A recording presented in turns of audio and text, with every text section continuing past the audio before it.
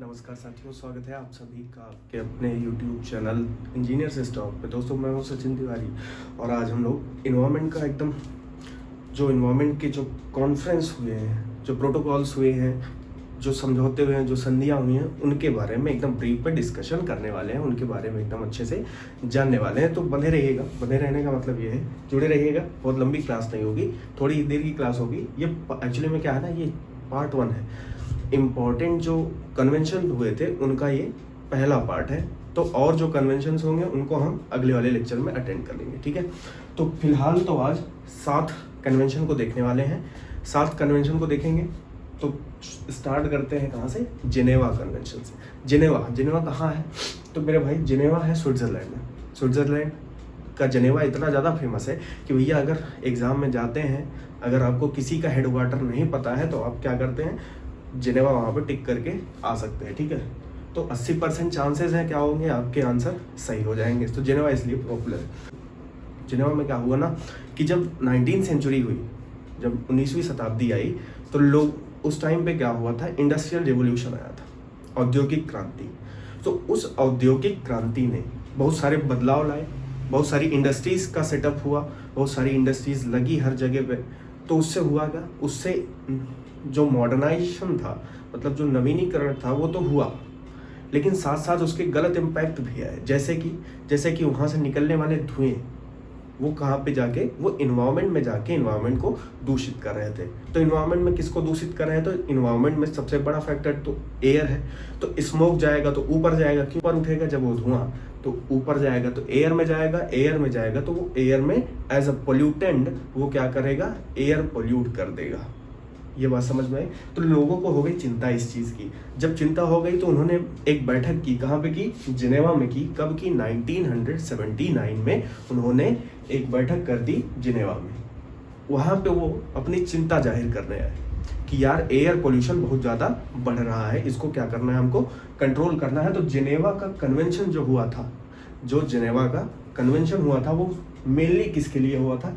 Environment में बढ़ रहे पोल्यूशन के लिए हुआ था। तो एनवायरनमेंट में बढ़ रहे पोल्यूशन को रोकने के लिए क्या हुआ था? जिनेवा का कन्वेंशन हुआ था। कब हुआ था? 1979 में। फिर बात आती है कि 1979 में तो हुआ, फिर लोगों ने इसको मानना कब शुरू किया, ये इफेक्ट में कब आया? तो मेरे भाई ये इफेक्ट में आ गया 1983 को। 1983 को और क्या हुआ था? तो 1983 को भारत वर्ल्ड कप जीत के आया था, क्रिकेट वाला, ठीक है। कैप्टन कौन था? कपिल देव थे। तो वो वही वाला याद कर लेना। 1979 को जिनेवा कन्वेंशन हो गया ताकि वो एयर पोल्यूशन को कंट्रोल कर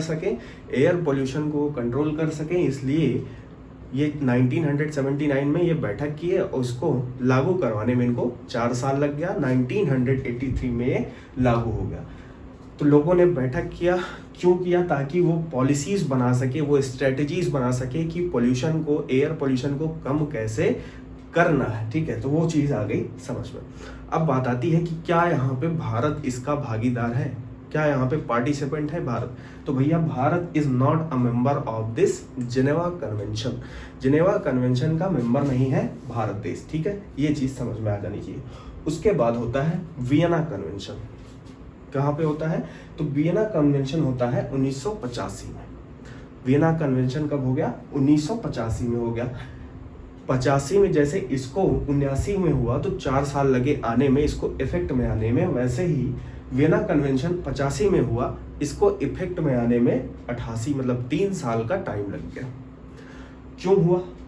क्योंकि अभी तक लोगों को एयर पोल्यूशन के बारे में पता था। अब लोग थोड़ा सा जागरूक हुए, मतलब 85 मतलब कुछ टाइम ऊपर गया तो लोगों के अंदर आ गई जानकारी। अब जानकारी किस चीज़ के विषय में आ गई कि भैया अपने स्ट्रेटोस्फेयर में एक लेयर पाई जाती है जो हार्मफुल यूवी रेस को हमारे तक पहुंचने में क्या करती है? रोकती है। तो लोगों ने कहा यार ये तो अच्छी चीज़ है, लेकिन लोगों ने ये भी जाना कि भैया इसका जो नाम है ये ओजोन लेयर है, और ये ओजोन लेयर क्या कर रही है? डे बाय डे ये घटित होती जा रही है, मतलब कम होती जा रही है। लोगों के मन में आ गई चिंता कि भैया ओजोन लेयर कम हो जाएगी तो क्या होगा? ओजोन लेयर जब कम हो जाएगी तो जो यूवी रेज सनलाइट, मतलब जो सन से यूवी रेज आ रही हैं सीधा उनको कोई रोक नहीं पाएगा। जब उनको कोई रोक नहीं पाएगा तो वो डायरेक्ट स्किन में पड़ेंगी, तो क्या हो जाएगा? स्किन कैंसर हो जाएगा। तो फिर जिंदगी यहाँ पे क्या हो जाएगी, खत्म हो जाएगी। तो लोगों को हो गई चिंता ओजोन लेयर को लेके, तो इसकी प्रोटेक्शन के लिए एक कन्वेंशन हुआ जो वियना कन्वेंशन के नाम से जाना जाता है। ये बात आई समझ में। तो वियना कन्वेंशन कब हो गया, 1985 में हो गया। ये चीज एकदम ध्यान दे देना, इसको एकदम गांठ बांध लेना, ठीक है। अब कन्वेंशन हुआ तो लोगों ने क्या किया, लोग आएंगे, लोग मीटिंग करेंगे, जो बाहर के मतलब हर देश के लोग आएंगे, मीटिंग करेंगे, क्या करेंगे, वही चीज वही बातें होंगी कि एक पॉलिसीज बनाई जाए, कैसे इसको हम कंट्रोल कर सकते हैं, कैसे ओजोन लेयर के डिप्लीशन को हम रोक सकते हैं, वो सारी चीजें यहाँ पे दिखाई गई, ठीक है। तो जब ओजोन लेयर की बात आई तो भारत ने कहा यार अब तो होना चाहिए, मतलब इसका मेंबर तो होना चाहिए। क्यों होना चाहिए, कहा कि एयर पोल्यूशन, हमारे यहाँ तो औद्योगिक क्रांति हुई नहीं है, हमारे यहाँ तो उतनी इंडस्ट्री आज भी नहीं है, 2021 चल रहा है, ठीक है। तो हमारे यहाँ तो एयर पोल्यूशन है नहीं, तो हम इसके पार्टिसिपेंट हुए, मतलब इसके मेंबर हो क्यों। उसी प्रकार से वियना कन्वेंशन हुआ, तो ओजोन तो अब एक जगह तो है नहीं, हर जगह है ओजोन लेयर। तो ओजोन लेयर हर जगह है, तो इसके प्रोटेक्शन के लिए क्या हुआ, इंडिया ने कहा कि भाई इसके मेंबर होना जरूरी है। तो 85 में इसकी मीटिंग हुई थी, 91 में इंडिया ने इसको ज्वाइन कर लिया, ठीक है। तो वियना कन्वेंशन में इंडिया एज अ मेंबर है, ये चीज ध्यान देना, ठीक है। उसके बाद होता है हेलसिंकी प्रोटोकॉल। हेलसिंकी प्रोटोकॉल क्या है, प्रोटोकॉल का मतलब ही कोई नियम होता है। तो हेलसिंकी में हुआ था। हेलसिंकी कहाँ की राजधानी है वो कमेंट बॉक्स में, आप अगर ये वीडियो देख रहे हैं सीरियसली तो आप हेलसिंकी कहाँ की राजधानी है वो आप कमेंट बॉक्स में जरूर बताइएगा। तो हेलसिंकी में हुआ था, इसलिए इसका नाम हेलसिंकी प्रोटोकॉल है, ठीक है। नियम बनाए कहाँ गए थे, हेलसिंकी में, इसलिए इसको हेलसिंकी प्रोटोकॉल के नाम से जाना जाता है। ये भी कब हुआ था, 1985 में हुआ था। ये कब आया फोर्स में, फोर्स मतलब ये इफेक्टिव कब हुआ, तो ये इफेक्टिव हो गया 2 साल बाद 1987 में। ये चीज ध्यान देना। यहाँ पे बात हुई थी कि हम एयर पोल्यूशन को कम करेंगे। यहाँ पे जो हेलसिंकी में जो बात होगी, हेलसिंकी बीच में यस आ रहा है, इससे याद कर सकते हैं कि यस किससे रिलेट करता है, सल्फर से। तो लोगों ने ये कस्में खाई कि अब हमको सल्फर का जो उत्पादन है, सल्फर का जो मतलब जो सल्फर को हम इतना ज़्यादा प्रोड्यूस कर रहे हैं, इसको हम रिडक्शन मतलब इसका रिडक्शन करेंगे 30%। मतलब जितना अगर अभी मान लो हम 100% सल्फर क्या कर रहे हैं, उत्पादित कर रहे हैं, तो हम 30% इसको हम रिडक्ट कर देंगे। इसलिए ये प्रोटोकॉल सामने आया, मतलब सल्फर का उत्पादन कम किया जाए। सल्फर का उत्पादन कम करने का मतलब ये नहीं हुआ कि सल्फर बनाया नहीं जाएगा। जो सल्फर इंडस्ट्रीज से निकल रही हैं उनके बारे में कहा गया कि सल्फर जो इतनी ज़्यादा निकल रही है, जो पोल्यूशन को इतना बढ़ा रही हैं, उस सल्फर के एमिशन को हमको क्या करना है, 30% तक कंट्रोल करना है। ये चीज़ ध्यान देना, ठीक है। तो सल्फर के एमिशन को कंट्रोल करना है कितना परसेंट, 30%। इसलिए हेलसिंकी प्रोटोकॉल बनाया, कब बनाया गया, 1985 को बनाया गया। 1987 से क्या हुआ, लागू हो गया। तो अब यही चीज़, तो भारत क्या सल्फर के एमिशन में आगे था, नहीं था। तो सल्फर के एमिशन में आगे नहीं था, क्योंकि यहाँ पे औद्योगिक क्रांति बताए ना कि औद्योगिक क्रांति यहाँ पे आज तक नहीं आई, समझ लो।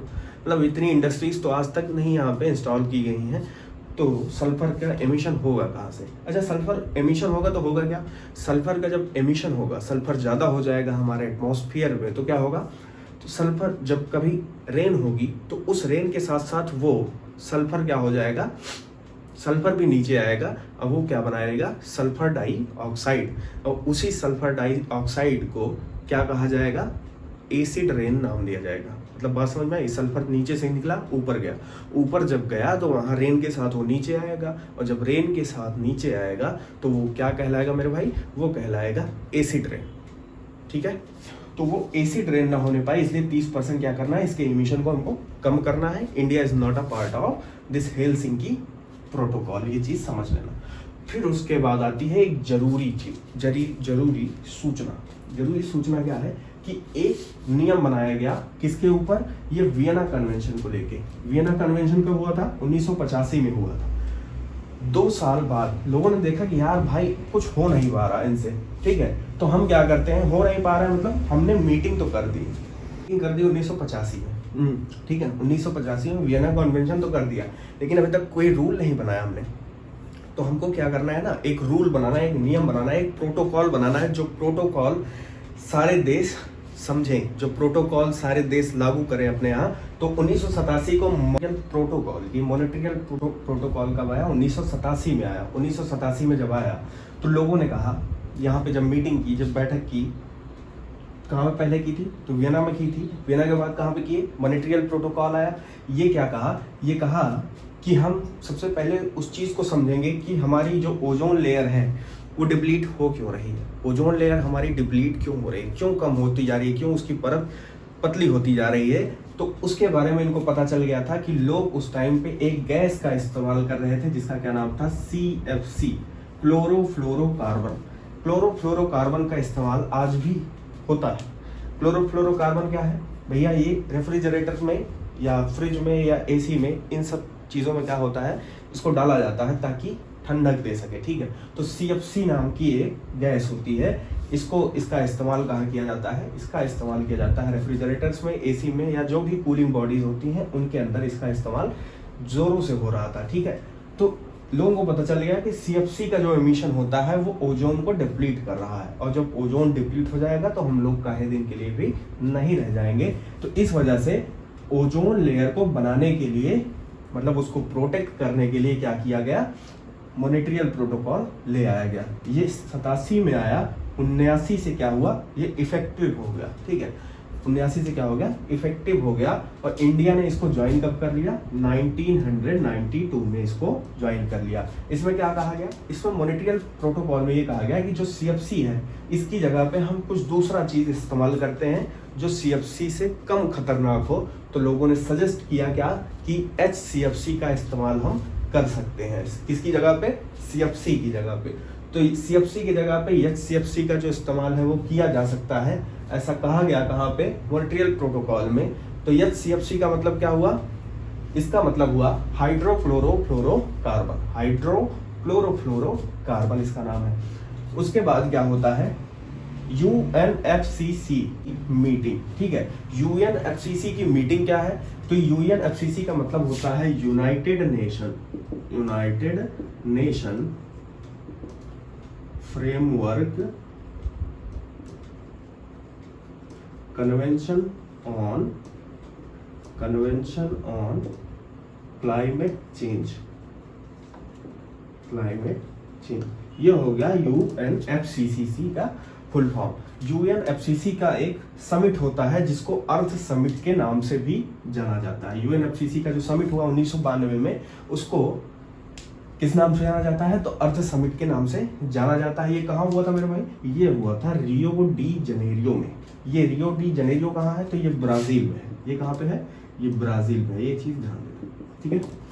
तो ये जब UNFCCC की मीटिंग हुई, अर्थ समिट जिसको कहा गया, ये हुआ ब्राजील में।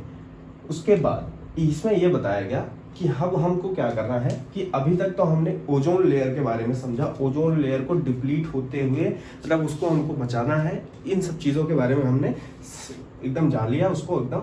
अब उसको हम छोड़ देते हैं। अब हमारी जो टेंशन है, अब हमारी जो मानसिक स्थिति है वो किसके ऊपर गई? मानसिक स्थिति अब हमारी गई है किसके ऊपर मेरे भाई?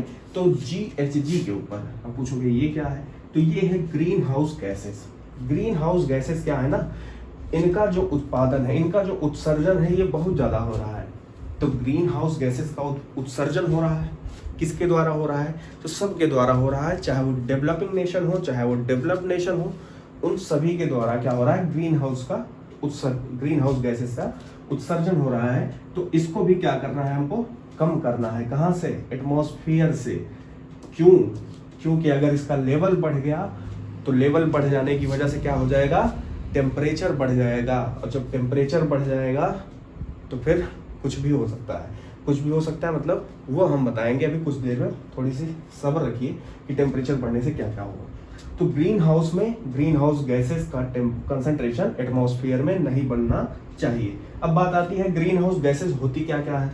तो ग्रीन हाउस गैसेस होती हैं जैसे कि आपके carbon dioxide, nitrous oxide, carbon dioxide, nitrous oxide, methane CH4, ये सारी आपकी हो जाती हैं ग्रीन हाउस गैसेस। ये चीज ध्यान देना, ठीक है। ये सारी हो गई ग्रीन हाउस गैसेस। इनको क्या करना है? इनको करना है कंट्रोल, इनका कंसंट्रेशन करना है हमको कम। इसलिए क्या हुआ? UNFCCC की मीटिंग हो गई 92 में यूएनएफसीसी का फुल फॉर्म क्या है? United nation framework convention on climate change, ये चीज ध्यान देना। उसके बाद 92 हुई मीटिंग, 94 क्या हो गया? ये लागू हो गया, मतलब ये इफेक्ट में आ गया, इफेक्टिव हो गया। उसके बाद आता है क्योटो प्रोटोकॉल। क्योटो प्रोटोकॉल बहुत ज़्यादा इंपॉर्टेंट है। जैसे ये यूएनएफसीसी कब हुआ था? 1992 में हुआ था। क्यों हुआ था? ताकि ग्रीन हाउस गैसेस को क्या किया जा सके? कंट्रोल किया जा सके। हाँ, यूएनएफसीसी की मीटिंग में एक चीज और हुई थी। क्या हुई थी मेरे भाई? देशों को 3 भागों में विभाजित किया गया था। देशों को मतलब कंट्रीज को 3 भागों में विभाजित किया गया था। एक को एनेक्स 1, एक को एनेक्स 2, एक को एनेक्स 3 नाम दिया गया था। मतलब एक में आता था डेवलप्ड नेशन, एक में आता था developed nation by the financial issues, और तीसरे में आता था डेवलपिंग नेशंस। उन तीनों को बांटा गया था किसमें? यूएनएफसीसी में। ठीक है। उसके बाद क्या आता है? क्योटो प्रोटोकॉल आता है। क्योटो कहाँ है? तो क्योटो है जापान में। जापान में एक शहर का नाम है क्योटो। वहां पे बैठ के नियम बनाए गए, वहां पे बैठ के नियमों को घोषित किया गया। कब? 1997 में। उसको हम क्या कहते हैं? क्योटो प्रोटोकॉल कहते हैं। इसका क्या मतलब है? इसका मतलब ये है बच्चा, इसमें ये कहा गया कि जब 1992 का टाइम था, जब यूएनएफसीसी की मीटिंग चल रही थी, तब हमने कसम खाई थी कि हम क्या करेंगे? ग्रीन हाउस गैसेस को एटमॉस्फेयर में क्या करेंगे? उनको हम कम करेंगे, उनका रिडक्शन करेंगे। ठीक है। अब हमको क्या करना है? अब हमको ग्रीन हाउस गैसेस के एमिशन को क्या कर देना है? एकदम कम कर देना है, एकदम खत्म कर देना है। तो खत्म करने का मतलब ये है कि अब हम खुद से ट्राई करेंगे कि क्या करना है हमको। ग्रीन हाउस गैसेस का जो उत्सर्जन हो रहा है, मतलब ये जब हुआ था तब लोगों ने उतना सीरियस नहीं लिया था, इसलिए ये प्रोटोकॉल बन के आया। मतलब देखो, एक बार मीटिंग होती है, एक बार नियम बन के आता है। एक बार मीटिंग होती है, एक बार नियम बन के आता है। वो सारी चीजें, यहाँ पे मीटिंग हुई, यहाँ पे नियम बन के आया। तो नियम किस चीज पे बन के आया? ग्रीन हाउस गैसेस के एमिशन को रोकने के लिए क्या हुआ? पॉलिसीज बन के आ गई। उस पॉलिसीज को क्या कहा गया? क्योटो प्रोटोकॉल कहा गया। 1997 में बन के आया था। क्योटो कहाँ है? जापान में। ये चीज ध्यान देना। फिर एक क्वेश्चन बनता है कि क्योटो प्रोटोकॉल से सबसे पहला देश, या मतलब आज तक पूरे जीवन में आज तक, जब से ये क्योटो प्रोटोकॉल हुआ 97 से लेके आज तक, कोई देश इससे बाहर नहीं गया। लेकिन एक देश था जो बाहर चला गया, जिसका क्या नाम था? कनाडा था। कनाडा 2012 में इससे क्या कर लिया? विड्रॉ कर लिया, मतलब यहाँ से हट गया। इंडिया की बात करते हैं तो इंडिया की स्थिति यह है कि इंडिया क्योटो प्रोटोकॉल को मानता है। इंडिया ने रेटिफाइड भी कर लिया। कब? 2002 में। रेटिफाइड का मतलब ये होता है, सबसे पहले लोग क्या होता है ना कि मीटिंग में जाते हैं तो मीटिंग में साइन करके आते हैं। तो मीटिंग में साइन करके आते हैं। अब वहाँ तो चले आए साइन करके, पता चला यहाँ के लोगों को पसंद ना आए, इसलिए वो रेटिफाइड नहीं होता, वो सिर्फ सिग्नेटरीज में आते हैं। वहाँ पे जाके साइन करके आए तो सिग्नेटरीज में होंगे। जब भारत की संसद उसको अपना लेगी, कह देगी कि हाँ हम उस चीज़ को मानते हैं, तो वो क्या कहलाता है? वो रेटिफाइड कहलाता है। तो भारत ने 2002 में क्योटो प्रोटोकॉल को क्या कर लिया? रेटिफाइड कर लिया। ये चीज़ समझ में आई। अब हम देखेंगे एक नई चीज़। नई चीज़ का मतलब एक और चीज़ बच गई है पार्ट 1 में, जिसको हम क्या कहते हैं? Paris climate deal. ठीक है। पेरिस क्लाइमेट डील के बारे में यहाँ पे हम देखने वाले हैं। पेरिस क्लाइमेट डील को और एक नाम से जाना जाता है। क्या कहा जाता है उसको? COP 21 कहा जाता है। कॉन्फ्रेंस ऑफ पार्टीज 21 कहा जाता है। तो अब उसमें क्या होता है? देखो ध्यान से देखना। COP 21 कॉन्फ्रेंस ऑफ पार्टीज 21 कब हुआ था? 2016 में हुआ था। ठीक है। COP 21 कब हो गया? 2016 में हो गया। इसको एक और नाम से जाना जाता है। किस नाम से? तो इसको जाना जाता है पेरिस क्लाइमेट डील से। पेरिस क्लाइमेट डील से क्यों जाना जाता है पेरिस क्लाइमेट डील के नाम से? तो भैया पेरिस क्लाइमेट डील के नाम से इसलिए जाना जाता है क्योंकि ये पेरिस में हुआ था उस टाइम पे। पेरिस कहाँ है? फ्रांस में। ठीक है। तो फ्रांस में ये मीटिंग हुई थी, इसलिए क्या कहा गया? पेरिस क्लाइमेट डील इसको कहा गया। ठीक है। उसके बाद क्या होता है इसमें? ये कहा गया, हाँ एक और चीज, ये किसके द्वारा आयोजित की गई? तो ये उसी का पार्ट है। किसका पार्ट है? जो हम पढ़ चुके हैं, UNFCCC, United nation framework convention on climate change के द्वारा ये आयोजित किया गया था। वही UNFCCC जिसने क्या किया था, मतलब जिसकी मीटिंग कब हुई थी? 1992 में हुई थी। और उसके बाद फिर उसके लिए क्योटो प्रोटोकॉल बन के आया था उसी की ये मीटिंग थी जो COP21 के नाम से जानी जाती है। कब हुई थी? 2016 में हो गई। कहाँ पे? फ्रांस में। ठीक है, यहाँ पे लोगों ने कहा, क्या कहा कि ग्रीन हाउस गैसेस हम कम करेंगे। ठीक है, वो सब चीज़ें तो हो चुकी हैं, ग्रीन हाउस गैसेस कम करेंगे, हम टेम्परेचर नहीं बढ़ने देंगे, हम कसम खाते हैं, मतलब वही सारा सीन यहाँ पे चल रहा था। तो साइंटिस्ट एक रिपोर्ट निकाले थे, उस रिपोर्ट में साइंटिस्टों ने कहा कि अगर प्री इंडस्ट्रियल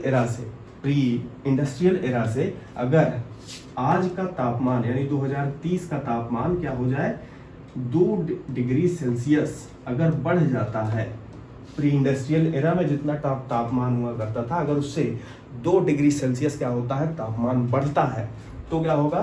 तो भैया भूकंप आ जाएगा, दुनिया डूब जाएगी, दुनिया खत्म हो जाएगी। तो हमको 2 डिग्री सेल्सियस नहीं बढ़ाना है प्री इंडस्ट्रियल एरा से। बात समझ में आ? तो अब कुछ लोग कहेंगे कि 2 डिग्री सेल्सियस हमारे यहाँ तो पता चलता है ठंडी में, भैया ठंडी में माइनस में चला जाता है और गर्मी में चला जाता है मान के चलो 40-45, तो ये तो 2 से ज़्यादा बढ़ रहा है। तो भैया एक एवरेज तापमान होता है, एवरेज तापमान जो निकाला जाता है पूरे साल भर का, वो तापमान क्या कहा जाता है कि उससे कहा गया कि उससे उस एवरेज तापमान से 2 डिग्री सेल्सियस तापमान ज़्यादा नहीं बढ़ना चाहिए, नहीं तो क्या, तो ग्लेशियर्स क्या हो जाएंगे, पिघल जाएंगे। ग्लेशियर पिघल जाएंगे तो वो सी का वाटर लेवल क्या हो जाएगा, बढ़ जाएगा। जब सी का वाटर लेवल बढ़ जाएगा तो क्या होगा, जो आस पड़ोस के जो आइलैंड्स वगैरह हो क्या हो जाएंगे, डूब जाएंगे। जो पेनिनसुलर रीजन है वो क्या हो जाएंगे, पानी पानी हो जाएंगे। ठीक है, तो इसलिए कहा गया कि 2 डिग्री सेल्सियस नहीं बढ़ने देना है। तो भाई इंडिया वाले भी गए थे, तो इंडिया वाले ने क्या कहा कि चलिए ठीक है, हम आपकी बात मान लेते हैं। तो फिर उसके बाद फिर से डिस्कशन स्टार्ट हुआ। तो लोगों ने कहा, मतलब वहाँ पे जो क्लाइमेट डील चल रही थी उसमें लोगों ने क्या कहा कि भैया अब हमको क्या करना है, अब हमको रिन्यूएबल एनर्जी के ऊपर डिपेंडेंट होना है। रिन्यूएबल एनर्जी के ऊपर डिपेंडेंट होना है। रिन्यूएबल एनर्जी का मतलब ऐसी एनर्जी जो रिन्यूएबल चीज़ों से बनी हो, जैसे कि सनलाइट, वाटर, इन सब चीज़ों से अगर बनी है तो वो क्या कहलाएंगी, रिन्यूएबल एनर्जी कहलाएंगी। मतलब ऐसी चीज़ें जो बार बार बनाई जा सकें। अब फ्यूल तो क्या है ना कि एक दिन तो ख़त्म हो जाएगा, तो क्या हो जाएगा, उसको हम रिन्यूएबल नहीं कह सकते। तो रिन्यूएबल एनर्जी के ऊपर अगर हम डिपेंड होंगे तो सबसे बड़ी चीज़ इसके फायदे ही फायदे का मतलब इससे पोल्यूशन नहीं होगा, ग्रीन हाउस गैसेज नहीं उत्सर्जित होंगी, साथ ही साथ हमको उन चीज़ों पे डिपेंडेंट नहीं होना होगा जो चीज़ लिमिटेड अवस्था में प्रेजेंट है। ठीक है, ये चीज़ समझ में आई।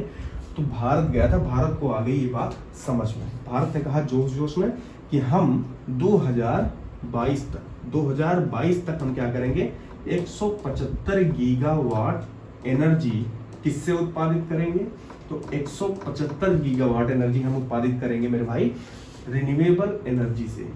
रिन्यूएबल एनर्जी मतलब चाहे वो विंड एनर्जी हो, चाहे वो वाटर एनर्जी मतलब हाइड्रो एनर्जी हो, चाहे वो सनलाइट एनर्जी हो, उन सभी चीज़ों पे हम कुल मिला के 175 गीगावाट एनर्जी हम लोग क्या करने वाले हैं, उत्सर्जित करने वाले हैं।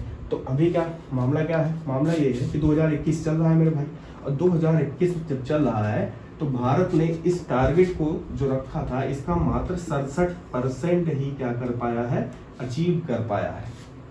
तो भारत को पता चल गया कि अब 67% से ज़्यादा हम अचीव नहीं कर सकते 2022 तक, मतलब 100% थोड़ी ना अचीव कर सकते हैं। तो इसने क्या कर दिया, प्लान चेंज कर दिया मतलब अब इसने टारगेट रख दिया कि अब हम 2030 तक 475 गीगावाट एनर्जी हम किससे निकालेंगे, तो रिन्यूएबल एनर्जी से प्रोड्यूस करेंगे। कितना, 475 गीगावाट एनर्जी हम किससे निकालेंगे, तो रिन्यूएबल एनर्जी से निकालेंगे। तो ये रहा भारत का प्लान।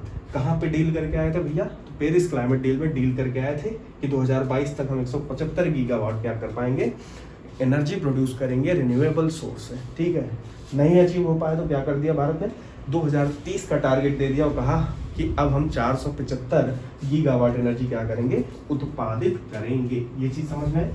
तो ये रहा अपना आज का बेहतरीन सेशन। मिलते हैं सेकंड लेक्चर के साथ, तब तक के लिए राधे राधे राम।